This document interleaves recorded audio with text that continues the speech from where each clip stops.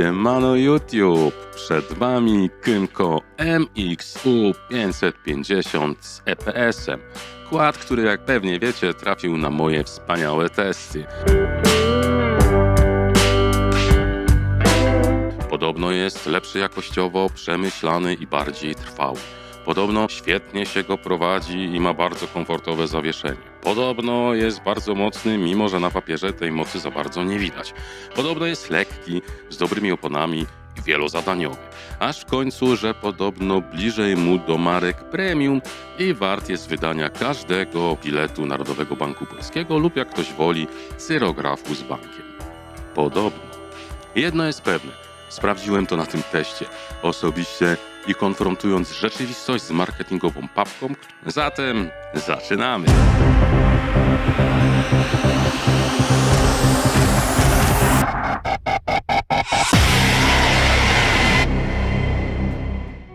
Przeglądnąłem troszeczkę testów różnych marek w internetach i właściwie prawie każdy rozpoczyna się od podania parametrów technicznych, często chamsko zerżniętych z pięknych broszur producenta czy też importera, które, jak doświadczenie z różnymi markami pokazuje, mają się do siebie tak, jak pięść do nosa. Zatem ja nie podam Wam żadnych wartości katalogowych, bo moi widzowie, ja wiem, to inteligentne bestie i jak będziesz chciał, to sobie sam je w internecie znajdziesz. Podam Ci za to te, które sam sprawdziłem i zmierzyłem. Ile waży? I tutaj ciekawostka, bo zważyłem go osobiście. Z oparami w baku ważył, uwaga, 366 kg i to wliczając w tę wagę akcesoryjny bumper, którego niestety w podstawowej wersji nie dostaniecie w zestawie. Czy te 366 kg to dużo? Nie, wręcz przeciwnie. Dla porównania Segway Snarler AT6, który jest aktualnie moim prywatnym kładem, mimo że w internecie możecie znaleźć wyssaną z palca albo z innej części ciała wagę 385 kg, to mój pomiar wykazał bezczelne 442 kg, czyli aż o 76 kg więcej niż Kymco. Na plus zasługuje też rozstaw osi. Wynosi niecałe 130 cm, co jest wynikiem bardzo zacnym i klasyfikuje Kymco MX-U 550 jako shorta. Aż dziwne, że Kymco się tym nie chwali, bo często jest to duży atut. Jest tylko jeden przypadek, gdzie może być to wadą. Kiedy chcecie stale, ale powtarzam, stale jeździć z pasażerem. Wtedy tak bardziej na misia, no w sumie momentami też bywa nawet sexy. Jako ciekawostkę podam, że podobnymi parametrami rozstawu osi może się pochwalić na przykład Segway Snarler AT6 w wersji Short, ale pamiętajcie, że na polskim rynku występują on tylko w wersji bez wspomagania, czyli w moim odczuciu jest to wersja przeznaczona dla ludzi z bardzo dobrym pakietem opieki medycznej. Niespełna 2 cm mniej niż Kymco ma Polaris Sportsman 570, no ale już wersja z EPS-em to zupełnie inna półka cenowa. Szerokość przedniej osi wynosi 118 cm, a tylnej 120 cm, co jest wynikiem naprawdę całkiem godnym w tej klasie pojemnościowej. Dużym atutem jest niski promień skrętu, który według moich pomiarów wynosi 6,9 metra, liczony jest od zewnętrznych kół, czyli uczciwie, a nie jak w broszurkach marketingowych. Wynik ten pobił na łeb CF Moto 520 z rocznika 2021, no i naszego lokalnego dziadziusia CF Moto 500. Prześwit bez siedzącego pasażera wynosi z tyłu 25,5 cm, z przodu zaś 24,5 cm. Kiedy posadzimy na Kymco statystycznego Kowalskiego o wadze 75 kg, prześwit zmniejsza się do 24,3 cm z tyłu i niespełna 23 cm z przodu. Zmierzyłem też prędkość maksymalną, która wyniosła niezbyt porywające licznikowe 91 km/h i 86 policzone według GPS. Ale pamiętajcie i weźcie pod uwagę to, że ten kład jechał z obciążeniem 120 kg. Mimo wszystko to jest całkiem podobny wynik jak w CF Moto 520, a co do Segwaya AT6 to się nie wypowiem, ponieważ osobiście mam wrażenie, że wskazania jego licznika to jakaś brakująca baśń braci Grimm, ale sprawdzę to kiedyś i podejrzewam, że będzie z tego materiał na osobny odcinek.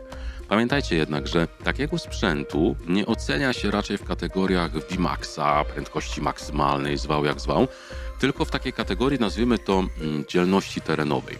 Tutaj Kymco nie ma się czego ani bać, ani wstydzić, ponieważ naprawdę dawał bardzo sobie dobrze radę, był bardzo dzielny.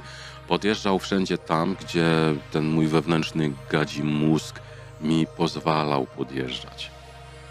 Ogarniał wszystko i to z poczuciem z mojej strony takiego pełnego komfortu i bezpieczeństwa.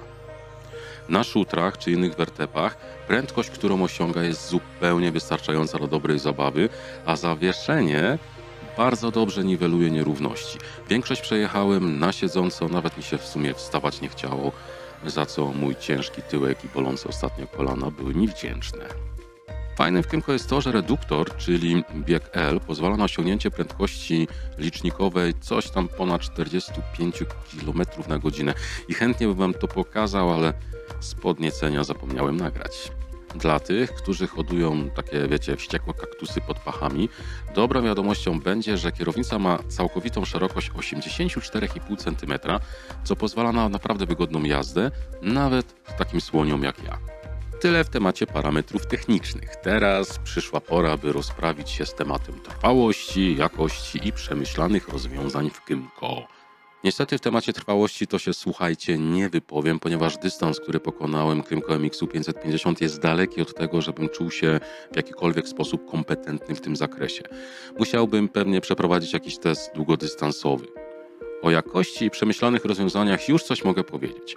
Sama konstrukcja wygląda na solidną, w większości plastiki wyglądają dobrze i są poprawnie spasowane. Wyjątkiem jednak jest schowek centralny i czasza, w której zamontowany jest licznik. Wykonane są z plastiku taniego w wyglądzie, dyndają, rysy to tam wyskakują od samego patrzenia na te elementy i ogólnie nie budzą mojego zaufania. Dlaczego takie są? Podejrzewam, że wynika to z oszczędności masy pojazdu, dlatego nie mogą być zastosowane materiały grubsze i co za tym idzie cięższe. Nie zmienia to jednak faktu, że trącają tandetą i wpływają negatywnie na mój odbiór jakości wykonania. Fajnym i bardzo użytecznym rozwiązaniem jest uchwyt na butelkę. Jednakże zaznaczyć trzeba, że przy wibracjach, które tam powoduje kład podczas jazdy, już po pierwszych kilometrach karoseria była porysowana od butelki. Czepiłbym się też niezbyt pięknego manipulatora sterującego wyciągarką, braku handbaru w standardzie, do czego w sumie przyzwyczaiła nas już większość konkurencji w podobnej klasie i to, że parking w skrzyni często nie chce wskoczyć od razu, należy, wiecie, pobujać trochę kładem, do czego też w sumie przyzwyczaiła nas spora część konkurencji, to taka, powiedzmy, w miarę norma, ale nie zmienia to faktu, że jest to upierdliwe. Na szczególne miejsce w piekle zasługuje konstruktor, który wymyślił dolny wahacz tylny w kształcie litery U, którego najwidoczniej głównym zadaniem jest wkurzanie i zbieranie błota i piasku. Obawiam się, że przy braku czyszczenia po każdej wyprawie wahacz ten mógłby ulec biodegradacji w zbyt szybkim tempie. Podobnie zresztą jak tuleje wahaczy, przy większości których najwidoczniej zapomniano zamontować kalamity, które ułatwiają smarowanie. Pewnie dlatego, by dostarczyć nam emocji wywołanych rozbieraniem połowy zawieszenia w celu ich przesmarowania i to co kilkaset kilometrów. Gorszym w tym zakresie, jeśli dobrze pamiętam, to jest chyba tylko Polaris Sportsman 570, bo on chyba w ogóle nie ma kalamitek. W Kymco są 4, dla porównania w Segway AT6 24. Nie zmienia to jednak faktu, że w Kymco zastosowano mnóstwo przemyślanych rozwiązań. Na przykład wyprowadzenie odpowietrzenia dyfrów, gdzie nawet wężyk jest w odpowiedni sposób ukształtowany, by nie ulec zagnieceniom. I oczywiście na końcu znajduje się ta taka harmonijka, nazwijmy ją ogonem grzechotnika. Ma też szybkę inspekcyjną do szybkiego sprawdzania stanu i jakości oleju silnikowego bez potrzeby ciągłego wykręcania i wkręcania bagnetu, babrząc się przy okazji. Dobre, bo wysokie umiejscowienie akumulatora tuż pod czaszą licznika, czyli z daleka od wody. Wyprowadzenie wysoko do lotu i wylotu z przekładnicy VT. Niską wagę w tej klasie i to, wiecie, nie tylko na papierze, ale też w rzeczywistości. Bardzo płynne przyspieszenie i przyjemnie działającą dźwignię gazu, od której, wyobraźcie sobie, nie odpadał mi kciuk. Rozdzielone hamulce hydrauliczne na kierownicy osobno dla przednich kół i tylnych, co pozwoliło na kontrolę nad tym, którą osią hamujemy. Przemyślane otwory montażowe na tylnym bagażniku i na tylnej części kłada. Oczywiście są to raczej otwory takie techniczne, zmniejszające wagę pojazdu, aczkolwiek Można użyć ich na 1000 innych sposobów. Żałuję, że z przodu nie ma takich samych, bo to ułatwiłoby montaż na przykład LED-bara. Widać, że nie jest to pierwszy kład wyprodukowany przez Kymco, że mają w tym doświadczenie i mimo swojej, nazwałbym to ewidentnej konserwatywności w innowacyjnych rozwiązaniach, te, które zostały zastosowane, są w większości przemyślane bardzo dobrze i sprawiają wrażenie konkretnych i trwałych. A jak mi się na nim jeździło? Słuchajcie, początkowo obawiałem się, że będzie to dosyć taki mozolny kład i faktycznie on może demonem prędkości nie jest, ale dzięki niskiej wadze naprawdę nieźle sobie radzi.